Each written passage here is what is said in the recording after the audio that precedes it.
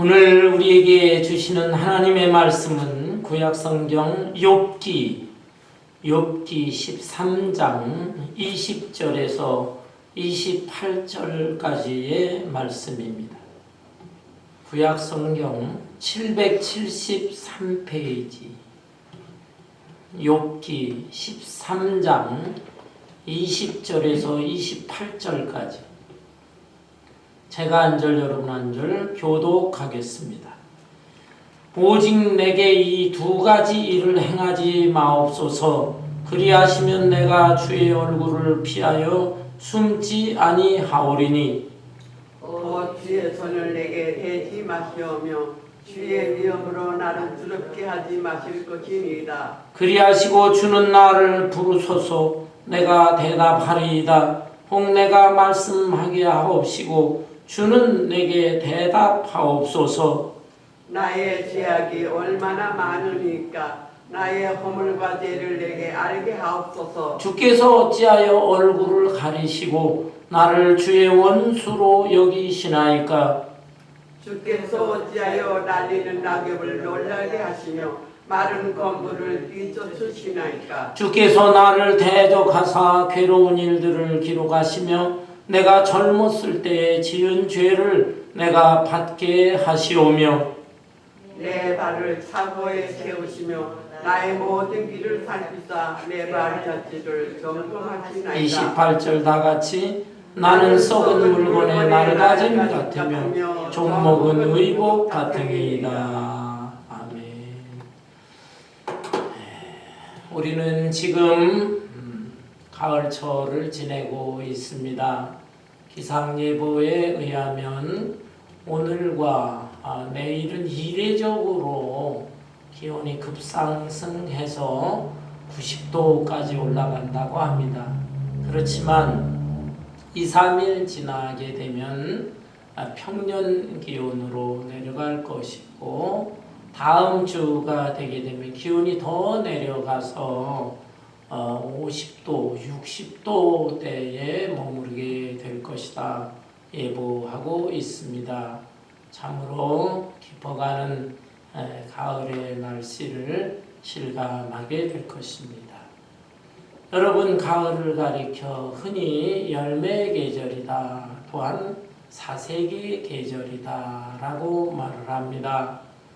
가을철에는 오곡백과가 풍성하게 탐스럽게 열립니다. 열매 계절입니다. 그런가 하면 낙엽이 떨어지고 낙엽이 뒹굴고 흩날리는 모습도 보게 됩니다. 참으로 쓸쓸하고 허무감을 느끼는 그런 계절이기도 한 것입니다. 이러한 계절에 우리도 사색을 많이 해야 되겠습니다. 내 인생에 대해서 특별히 우리는 믿음의 사람으로서 하나님과의 관계 속에서 나는 지금까지 어떤 삶을 살아왔는가, 나의 지금 인생의 모습은 어떠한 모습인가, 또 앞으로는 나는 어떻게 삶을 살아야 될 것인가, 하나님과의 관계 속에서 깊이 생각도 하고 기도도 하고 또 말씀도 묵상하면서 지내야 되겠습니다. 오늘 이 본문 말씀은 극심한 고난을 겪었던 욥이 하나님 앞에 탄식하면서 부르짖어 기도한 내용입니다. 욥은 고난받는 모든 인생의 대표자라고 할 수가 있어요. 욥은 고난 중에 자기 자신의 인생을 생각해 봅니다. 특별히 하나님과의 관계 속에서 생각해 봅니다. 어찌하여 나에게 이 고난과 시련을 주신 것인가? 도대체 그 이유는 무엇인가? 하나님 앞에 원망하기도 하고 또 하나님 앞에 따지기도 하고 합니다. 너무너무 몸부림치는 것입니다. 그러나 이러한 기도를 드린 후에 본문 후에 쭉 내용을 살펴보게 되면 최종적으로 그는 믿음으로 인내하면서 하나님과 친밀한 관계를 유지하면서 또 하나님의 뜻을 점점 더 알아가고 마침내 하나님께 찬양과 영광을 돌리는 내용이 소개되어져 있습니다. 그러나 오늘의 이 본문 말씀은 욥이 정말 그 극심한 고난 중에 탄식하면서 하나님 앞에 부르짖는 그런 내용의 기도가 되겠습니다. 이 기도의 내용을 하나하나 살펴보도록 하겠습니다. 욥은 먼저 하나님 앞에 자기를 징계하지 마소서 간구합니다. 본문 20절, 21절에 보면 오직 내게 이 두 가지를 행하지 마옵소서.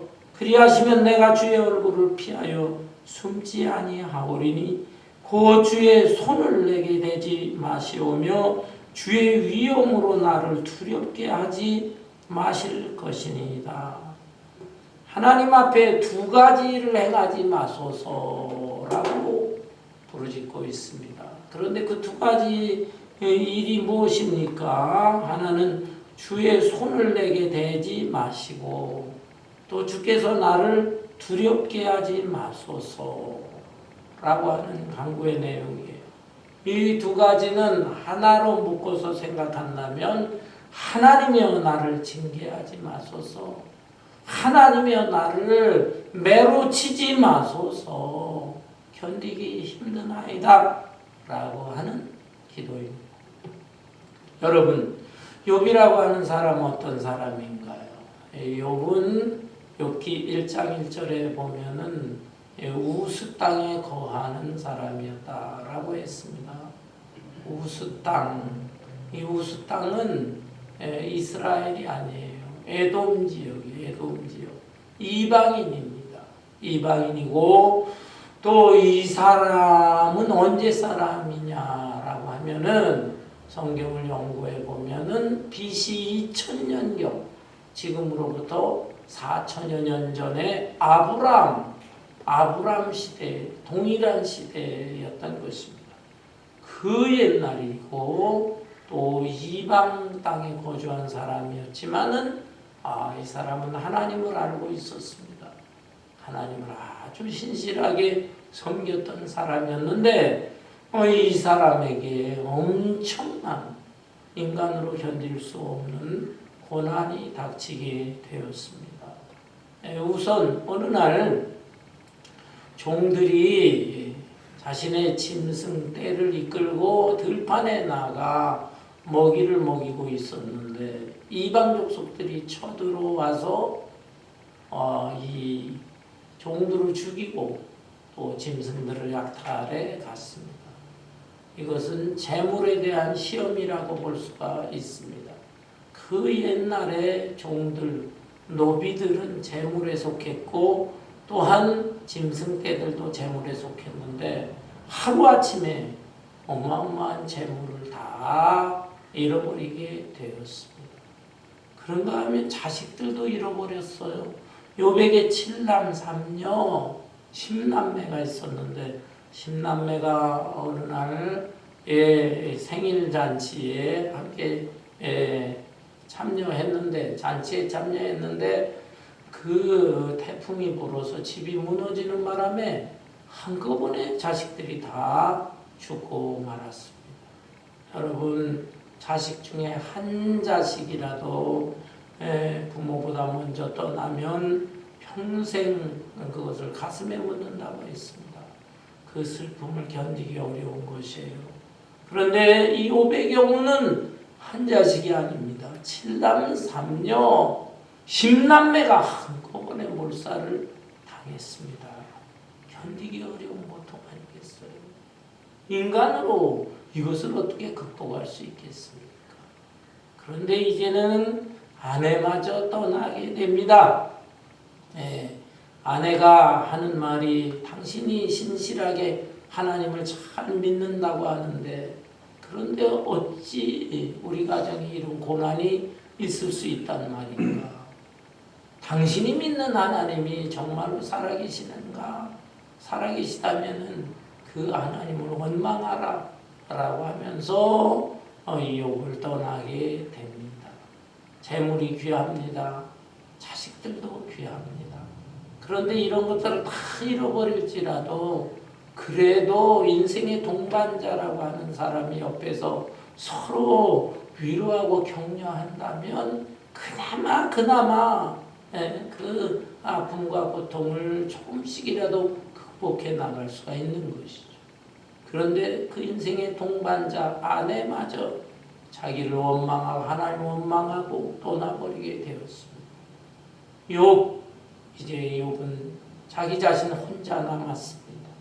그런데 혼자 남아있는 그 몸, 자신의 몸에 질병이 생기는 것입니다. 무슨 질병인지 정확하게 알 수 없어요. 그러나 하루 종일 잿더미에 앉아서 머리 정수리부터 발끝까지 기와장으로 가려움증을 긁어내야만 하는 그런 신세가 됐어요.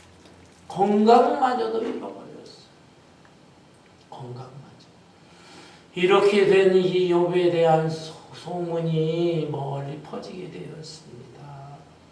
친구라고 하는 사람들이 찾아오고 엘리바스, 빌닷, 소발 세 사람의 친구가 찾아와서 욥을 위로하려고 합니다.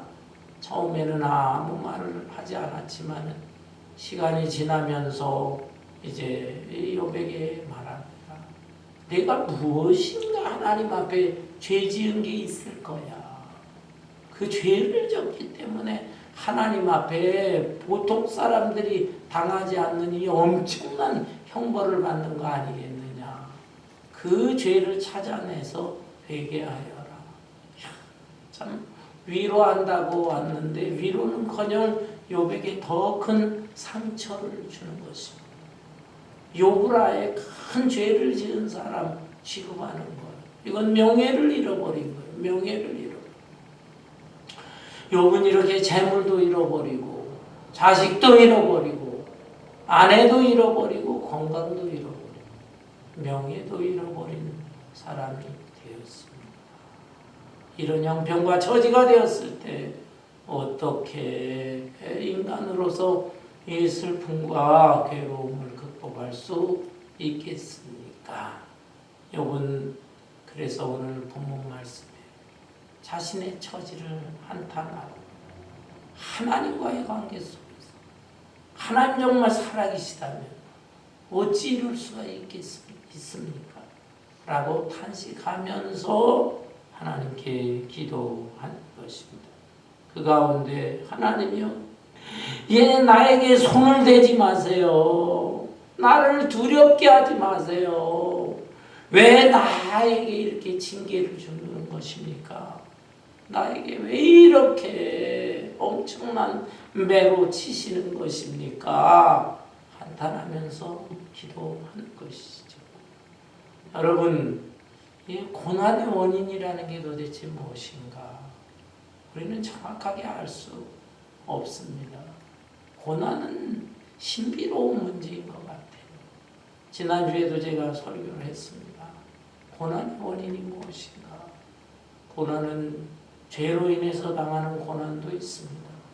그러나 하나님이 더 신앙을 순수하게 그리고 더 굳세고 강하게 하시기 위한 연단의 과정으로 주실 수도 있습니다. 아니면 하나님께서 더 높은 하나님의 지혜, 하나님의 경륜, 곧 고난당하는 자로 인하여 더 넓게, 더 멀리, 더 많이 복음을 전하고 전도와 선교의 역사를 이루기 위한 하나님의 깊은 뜻과 경륜이 있을 수도 있는 것입니다. 고난을 당했을 때 함부로 이 고난이 뭐 때문이다 그렇게 단정 지을 수는 없는 것입니다. 어떻든 욥은 정말 견디기 힘든 그 고통 속에서 하나님이여 더 이상 나에게 징계하지 마세요. 매로 때리지 마세요. 기도하는 것입니다. 두 번째로 이 욥은 또 부르짖어 기도합니다. 하나님이여 침묵하지 마소서. 본문 볼까요? 22절에 그리하시고 주는 나를 부르소서. 내가 대답하리이다. 혹 내가 말씀하게 하옵시고 주는 내게 대답하옵소서. 욥은 하나님과 대화를 나누고 싶습니다. 하나님 어찌하여 그 많고 많은 사람 중에 나로 하여금 이 견디기 힘든 고통, 고난을 당하게 하시는 것입니까? 좀 말씀 좀 해보세요. 하나님 말씀하시면 나도 좀 하나님 앞에 질문도 하고 그래서 서로 좀 대화도 나누면서 하나님의 뜻을 좀 알고 싶습니다 라는 것입니다. 그런데 내가 아무리 하나님 앞에 기도해도 하나님은 대답하지 않으시니 나는 너무 힘들고 너무나 답답합니다 라는 것입니다. 여러분, 이런 경우가 종종 있지요. 우리에게 삶의 어려운 문제가 닥쳤을 때 우리가 믿음 있는 사람이니까 하나님께 왜 기도하지 않겠습니까? 근데 기도했음에도 불구하고 응답이 없습니다. 어떤 경우에는 즉각 응답이 오는 경우가 있어요. 내 마음에 깨달음이 있고 실제 삶 속에서 와, 하나님께서 이 문제를 이렇게 해결해 주시는구나, 이렇게 답을 주시는구나, 그렇게 분명히 깨달을 수 있을 만큼 문제가 해결되는 게 척척척척 나타납니다. 그런데 어떤 경우는 금방 나타나지를 않는 거예요. 오랜 시간이 지나 하나님 아무런 말씀도 없으시고 내 삶에 어떠한 징조나 현상이 나타나지도 않고 얼마나 이럴 때 답답합니까? 하나님 왜 침묵하시는 것입니까? 하나님의 침묵에 대한 이유도 우리가 정확하게 알 수는 없지요. 그렇지만 하나님은 선하신 하나님이에요. 우리를 힘들게 하고 괴롭게 하고 우리를 망치게 하려고 하나님이 아무 대답하지 않는 것이 아닙니다. 하나님은 우리 스스로 더 깊이 생각도 하고 더 깊이 하나님과 교제하기도 하고 더 깊이 말씀도 묵상하고 이런 것을 원하시는 것 같습니다. 여러분, 학생들의 경우를 생각해 보세요. 학생들이 어려운 수학 문제를 푸는데 지혜로운 선생님이라면 금방금방 답을 알려주지 않습니다. 너희들 힘으로 한번 풀어. 1시간, 2시간, 몇 시간 끙끙대면서 풀어보는데 풀리지를 않습니다. 답답합니다. 선생님 풀어주세요. 답을 알려주세요. 하지만 선생님은 쉽게 알려주지 않습니다. 집에 가서 풀어봐. 답을 세워서 풀어보고 합니다. 답을 얻을 수가 없어요. 나중에 선생님이 답을 주실 때가 있지만 어떤 때는 답을 영영 주지 않는 경우도 있는 것입니다. 그렇지만 이렇게 학생들의 경우에 그 문제를 풀기 위해서 씨름하고 이렇게 저렇게 생각해보고 노력하고 하는 가운데 놀랍게 실력이 늘어나는 것입니다. 마찬가지로 우리의 인생에 어렵고 힘든 문제, 답답한 문제가 있지만 하나님께서 금방금방 대답을 주지 않으시지만 이것 때문에 또 생각하고 기도하고 또 말씀도 살펴보고 씨름하고 하는 가운데 우리의 인생의 넓이와 높이와 깊이 또 하나님의 그 사랑의 넓이와 높이와 깊이 하나님의 그 놀라운 뜻을 조금씩 더 알아가지게 되는 것입니다. 여러분, 저는 목사입니다. 어린 시절부터 주일학교 때부터 신앙생활했습니다. 주일날 제 기억으로 예배에 빠진 기억이 없을 정도입니다. 사명 얻어서 신학교에 가서 오랜 세월 열심히 공부했습니다. 노력했습니다. 다른 신학생들에게 뒤처지지 않을 정도로 그렇게 나름대로 최선을 다해 보았습니다. 요절도 기회가 있으면 수백 구절씩 외워보기도 했습니다. 그럼에도 불구하고 성경의 내용 중에 이해가 안 되는 내용들이 있습니다. 잘 모르겠어요. 그리고 삶 속에서 또 목회를 하면서도 이해되지 않는 것들이 꽤 많이 있었어요. 그런데 시간이 지나면서 이 문제로 고뇌하고 생각하고 또 기도하고 씨름하고 하는 가운데 어떤 것은 이게 하나님의 뜻이었고 하나씩 둘씩 한 차원 두 차원 더 제 그 영성이 넓이와 높이와 깊이가 더해지면서 깨달아지는 것들이 많아요. 그렇지만 아직도 다 깨닫지는 못하고 성경에 왜 우리의 삶 속에 우리의 인생에 이런 문제가 있는가? 하나님 아직도 이해가 되지 않습니다 하는 문제들이 있어요. 답답하지요. 하나님 왜 저에게 아직도 이 문제에 대해서는 침묵하시는 것입니까? 저도 하나님 앞에 질문합니다. 그런데 금방금방 답을 주시지 않지만 우리가 참고 믿음으로 인내하게 되면은 조금씩 깨달아져요. 그리고 하나님 앞에 서는 날 그때 하나님께서 이런 뜻으로 이런 고난과 시련 인생의 문제를 주신 것이구나 확연하게 그때는 아마 100%다 답을 얻게 될 것입니다. 어떻든 이 욥의 입장에서는 너무나 힘든 거예요. 하나님 침묵하지 마세요. 좀 말씀을 좀 해주세요. 내 질문에 좀 답 좀 해주세요. 부르짖고 있는 것입니다. 아울러 세 번째로 욥은 또 하나님 앞에 기도합니다. 하나님이여 내 죄를 알게 하여 주옵소서. 여기 23절에 보면 나의 죄악이 얼마나 많으니까 나의 허물과 죄를 내게 알게 하옵소서. 욥은 자기가 정말 죄가 많은 사람이다 이렇게 인정을 하면서 이 기도 드리는 게 아니에요.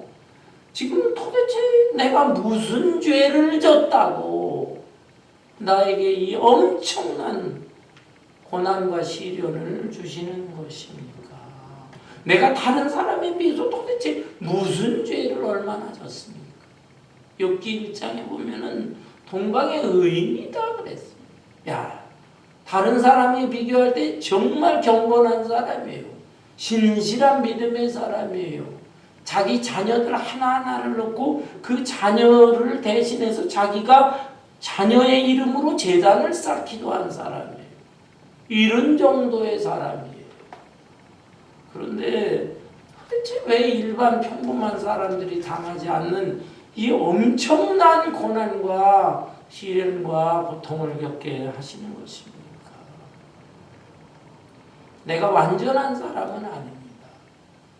그러나 죄가 있다 할지라도 그 죄에 대한 형벌로 이렇게 무지막지한 고난을 주실 수가 있단 말입니까? 도대체 내 죄가 무엇입니까? 그거를 알게 하여 주옵소서 라고 하나님 앞에 원망 섞여서 부르짖어 기도하는 것입니다. 본문 후에 보면은 심지어 내가 젊었을 때, 내가 어렸을 때 지은 죄가 있습니까? 내가 그 죄까지 찾아내서 하나님 앞에 좀 대화하고 싶습니다. 그리고 그 죄가 문제가 된다면 하나님 내가 회개하고 싶습니다. 사실 이 욥의 친구 중에 엘리바스, 빌닷, 소발 이 세 사람은 그걸 집중적으로 지적을 해요. 네가 지금 기억을 잘 못해서 그렇지 뭔가 어렸을 때 젊었을 때 네가 지금 생각하지 못한 무슨 죄를 졌을 거야. 그 죄에 대한 형벌로 이 고난을 당하는 거야.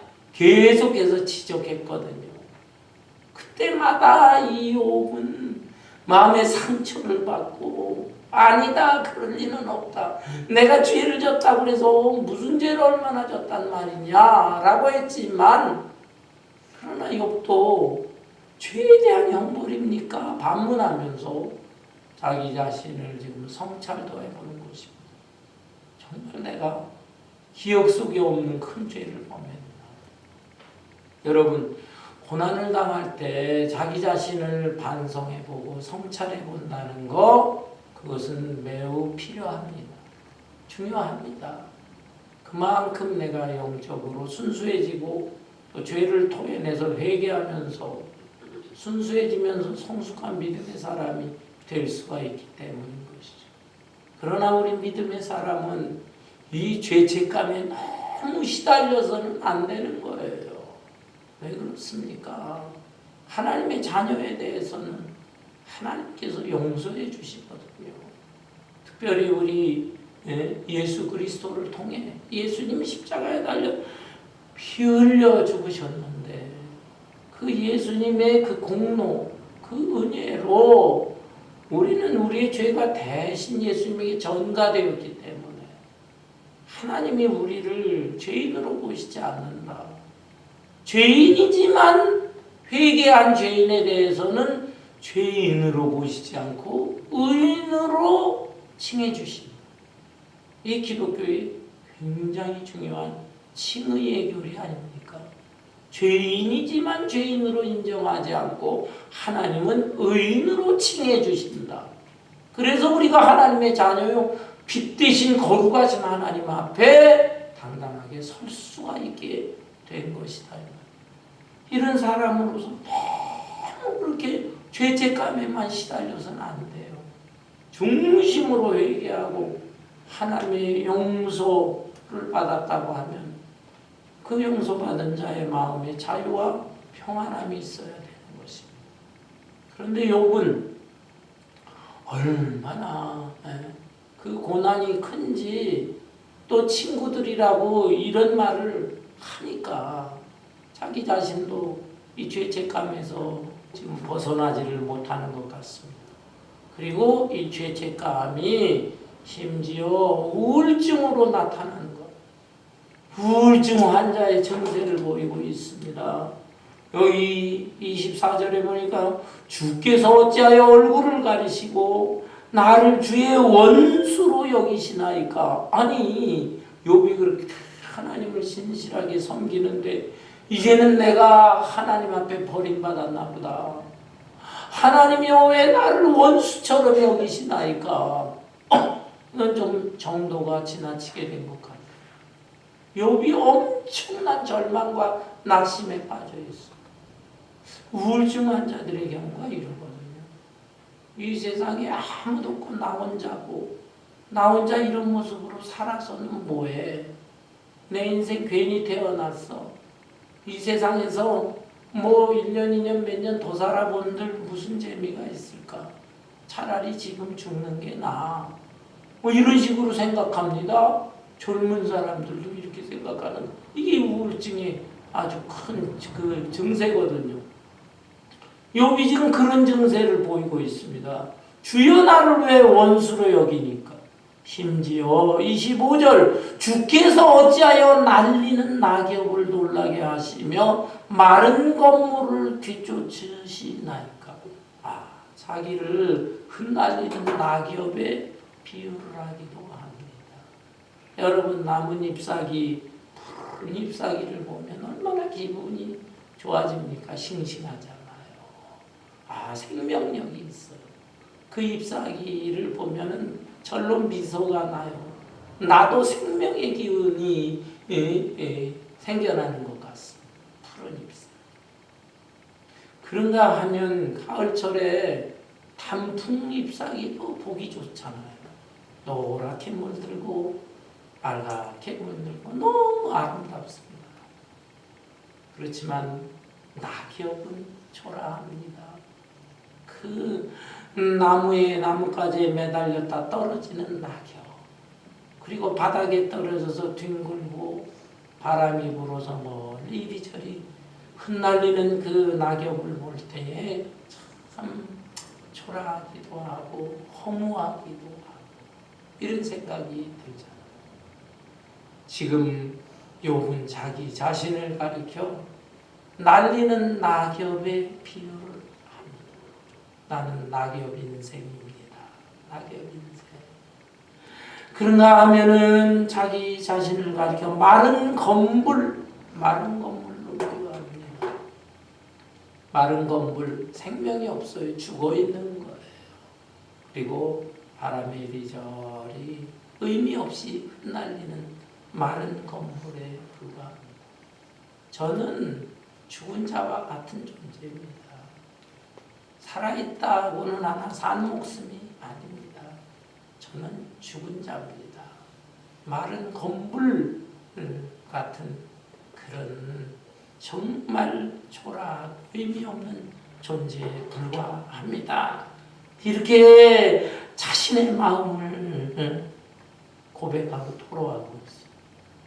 26절에 주께서 나를 대적하사 괴로운 일들을 기록하시며 내가 젊었을 때 지은 죄를 내가 받게 하시오며 내가 어렸을 때 젊었을 때 지은 죄 그걸 하나님이 일일이 기억하시고 하나님이 노트에다 다 적어 놓으셨나 봐요. 저는 잊어버린 것 같지도 세세하게 다 적어 놓으셨으니 저한테 이런 고난과 괴로움을 주시는 거 아니겠습니까? 27절에 내 발을 착고에 재우시며 나의 모든 길을 살피사 내 발 자취를 점검하시나요? 발이 착고에 채워졌다. 옛날 죄인들 손발을 묶어요. 발을 묶어가지고 꼼짝 못하게 움직이지 못하게 하는 것이죠. 자기 자신의 마음, 영혼은 지금 이렇게 감옥에 갇혀 있는 자, 옴짝달사가 없는 자와 같아. 자기의 마음속에는 자유와 평안함이 없다는 거예요. 착고에 채여진 존재와 같습니다. 그리고 28절에 나는 썩은 물건에 낡아짐 같으며 종목은 의복 같으니이다. 자기는 썩은 물건, 그래서 버려지는 존재, 쓰레기와 같은 존재.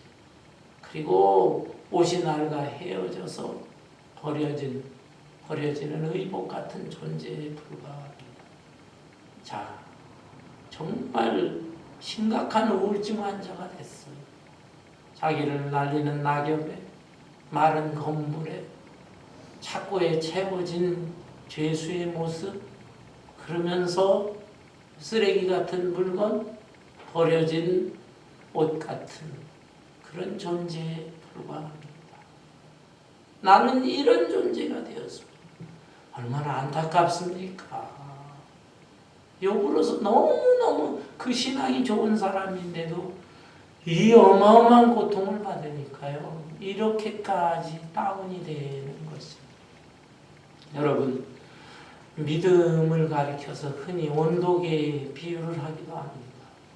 이 온도계가 외부의 환경에 따라서 날이 좀 더우면 올라가고 추워지면 내려가듯이 믿음이 좋다는 사람들의 경우도 보면은요, 영향을 받아요. 자기 인생의 삶에 나타나는 현상에 대해서. 그래서 어떤 때는 믿음이 굉장히 좋은 사람, 스스로도 다른 사람이 볼 때. 그런데 어떤 때는 그냥 믿음이 완전히 내려가 다운되고, 다른 사람이 또 저 사람, 아니 그렇게 신앙 좋은 사람, 교회 직분자, 신앙의 연륜이 그냥 한평생 그렇게 큰 직분도 많고 헌신하고 있는데 왜 저래? 그렇게까지 떨어져. 베드로의 경우를 보십시오. 예수님은 주께서 가시는 곳이면 내가 감옥에라도 죽는 곳까지라도 따라가겠습니다. 큰 소리 쳤지만 그러나 정작 주님이 붙잡혀 가시는 자기도 생명의 위협을 느끼니까 나는 예수를 모른다. 세 번째는 정녕 모른다. 예수를 저주하면서까지 모른다. 엘리야같이 위대한 구약시대의 선지자도 아합과 이세벨의 칼날을 피해서 도망을 갑니다. 그러다 로뎀나무 아래서 주여 나를 죽여주소서. 내 생명을 주님이 직접 거둬가 주소서. 저 악한 자들의 칼에, 특별히 저 이방 여인 이세벨의 칼날에 나는 죽기 싫습니다. 완전히 영적으로 침체되고 다운되는 그런 모습을 보는데 욥의 경우도 이러했다 이 말이에요. 그러나 여러분 역시 욥은 위대한 사람입니다. 이렇게 인간으로서 정말 격정적인 그런 그 괴로움을 토해내고 탄식했지만 그러나 그는 믿음의 줄을 놓지 않았어요. 끝까지 믿음의 줄을 붙잡습니다. 그리고 인내하고 또 인내합니다. 그래서 욥기 23장 10절에 보면 주께서 내가 가는 길을 아시나니 나를 단련하신 후에는 내가 순금처럼 나오겠습니다. 고백을 합니다. 그리고 욥기 42장 5절의 맨 마지막에 보면 내가 주님에 대해서 지금까지 귀로만 들었지만 이제는 내 눈으로 주님의 살아계심을 보게 되었나이다. 와, 엄청난 고백을 하게 된 것입니다. 그는 믿음과 인내로서 이 인간으로 겪을 수 없는 이 어마어마한 그 고통을 극복을 하고 너무나 위대하고 아름다운 신앙의 고백을 합니다. 감사 찬양을 하는 것이죠. 1987년도니까요. 지금으로부터 38년 전인 것 같아요. 여러분 삼성그룹의 창업자 이병철 회장에 대해서 잘 알잖아요. 한국 최고의 부자였던 사람입니다. 그런데 이 사람이 폐암에 걸려서 77세의 나이로 세상을 떠났습니다. 세상 떠나기 2년 전에 그는 자기가 평소에 궁금하게 여겼던 문제, 그 인생에 대해서, 종교에 대해서, 또 영생에 대해서, 지구의 종말에 대해서 이런 것들을 24가지 질문서를 작성했어요. 그리고 그 24가지 질문서를 평소에 잘 알던 천주교 신부에게 전했습니다. 이 질문에 대해서 답변을 좀 해주시오. 그래서 그 편지를 받은 이 신부가 천주교의 지도자들에게 알렸고 그들이 그 문제에 대해서 연구를 하고 천주교 신학적으로 그래서 답변서를 준비했습니다. 그리고는 이병철 회장을 찾아갔는데 병세가 악화돼가지고 만나게 허락이 안 됐어요. 그리고 얼마 후에 한 달쯤 후에 세상을 떠나고 말았습니다. 이 질문서는 그 신부가 잘 간직하고 있었는데 그것이 20여 년이 지나면서 그 신부도 이제 너무 연세가 들고 하니까 제자에게 전달을 했어요. 그 제자가 그 질문서를 받고 질문에 대한 답변서의 내용 그리고 또 자기 자신이 천주교 입장에서 신학적으로 잘 정리를 해서 책으로 출간을 했습니다. 그 책의 이름이 잊혀진 질문이라는 책. 차동혁 신부. 이 차동혁 신부도 벌써 세상을 떠났습니다. 그분은 한 60여 세 일찍 떠났는데 그 책이 세간에 많이 알려졌어요. 그리고 그 이후에 개신교 목사님들도 그 24가지의 질문이 알려지니까 그 질문에 대해서 개신교적 입장에서 성경적 입장에서 또 연구를 하고 답변서를 준비하고 그래서 교회적으로도 또 설교도 하고 또 크리스찬 신문을 통해서 해설을 하면서 연재를 하기도 하고 이렇게 알려지게 되었습니다. 그 24가지 질문이 무엇이냐? 오늘 이 짧은 시간에 다 알려드릴 수는 없고, 첫 번째 질문은 신은 존재합니까?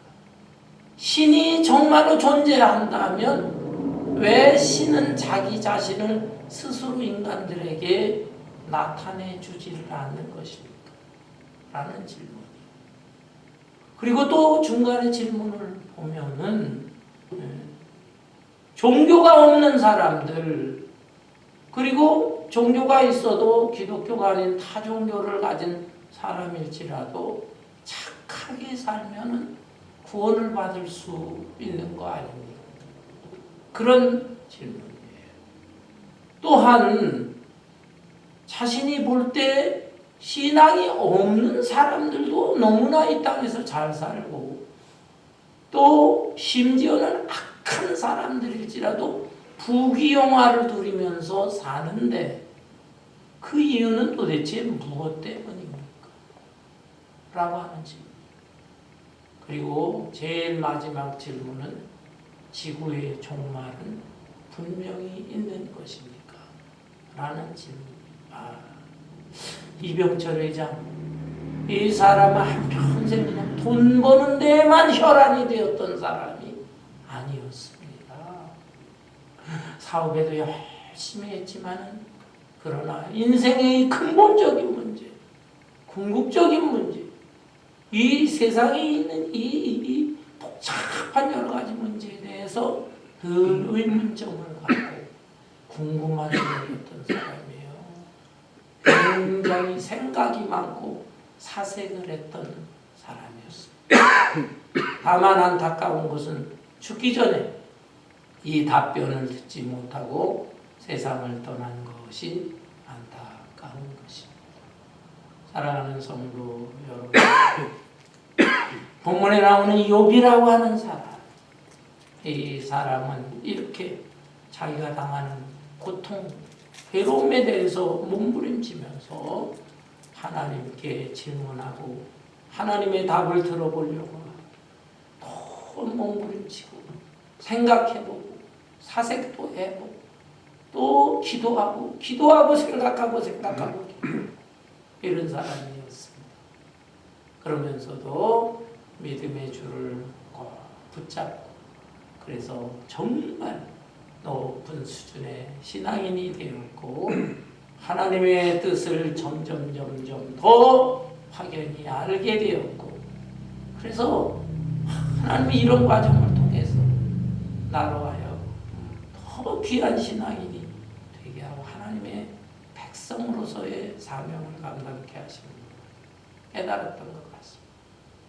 욥기 23장 10절 다시 한번 그가 나를 단련하시는 데에는 내가 순금같이 나올 것이라. 여러분, 잡석과 보석의 차이는 무엇입니까?